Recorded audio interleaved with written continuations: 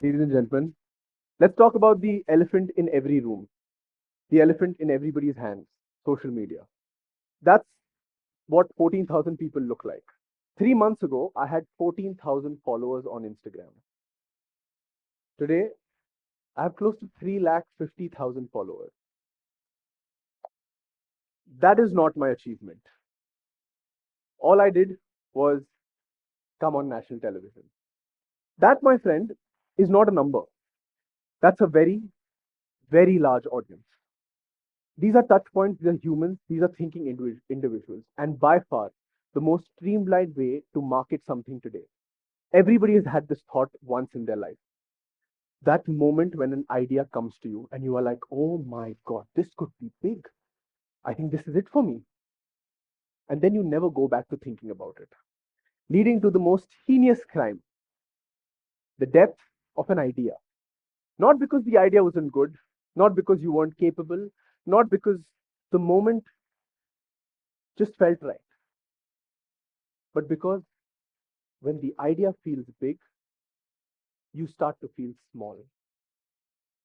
Every time you have a thought in your mind and think, oh my God, this idea will make me $1 billion, scrap it right there. $1 billion seems so far. You're never going to start it. Don't get me wrong. Money is a fantastic reason to start something. I love money. I want lots of it. But the thing that makes you truly successful, not buzz successful, not short term hype, nobody knows this better than me, but real wealth, real success. It only comes when your purpose is greater than yourself. And what's worked for me is the 3S rule. Let me start with the first S. Start. If I hadn't bought my first guitar and I wouldn't have learned to compose over chords, today I would not be making music for the top people in the Hindi film industry today. None of the songs have come out yet, but imagine I'm already on the TED Talk stage, right? If I had not started somewhere and made a song for myself, I would not be able to make a song for the world. If I had not started doing small roles in web shows and films, I wouldn't be confident enough to walk into the room when the life changing role comes to me. A lot of people told me, don't do these small roles. You have so much behind you. Why are you getting into this character role space? I realized that I had to start somewhere. If I hadn't learned how to play Happy Birthday on the piano and be encouraged at every family event, I wouldn't be out here making music. So, what's the fear? What's the harm in starting? It's fear. The guilt of wasting your time, expectations, and my favorite, LKK, log kya kahenge. And here's the truth. If you don't start today, one day, years later, you will find yourself in a random road rage situation, screaming at someone who cut you off.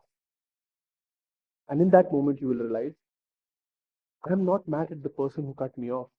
I'm just not happy with my own life. I have a lot of road rage, so I'm speaking from lived experience. But when people were saying this to me about doing small roles, I thought about my second S, small, because somebody will always be doing it bigger than you. If you keep chasing big versus small, it will never be enough. But when you know what you want, there's this itch, and you know this itch. It doesn't let you sleep at night, it keeps you awake. It's the itch that tells you, I would do it even if this was small for the rest of my life. When you know the potential of something small is to be big, you should continue to do it because you know that you enjoyed while it was small. Small is choosing a 10-person room over a 10,000 room fantasy. This brings me to my third S, scale. This is the least interesting one. If you can start and you can do it small, by now you have learned that whether or not you want to scale it, scaling an idea means a lot. It means putting your blood, sweat, tears. And a lot of people told me that scale is about ambition. No, scale is about responsibility. And a lot of people don't want that. And that's okay. You know, I feel like scale is the only thing where you say, I just am going to work and give it my best and leave things to their own. It's too straightforward. There is no drama in it. Now, let me take you back a little. I was a kid in a boarding school. Every Sunday, we would get 1,000 coupons and two shops to pick from. One, the canteen, where we'd get a lot of food, and the other, tuck shop. The tuck shop had everyday life-changing goods like shampoos and conditioners. Trust me, in a boys' hostel, this goes a long way. Now, the queue in the shops would be so long that visiting both shops on Sunday would be impossible.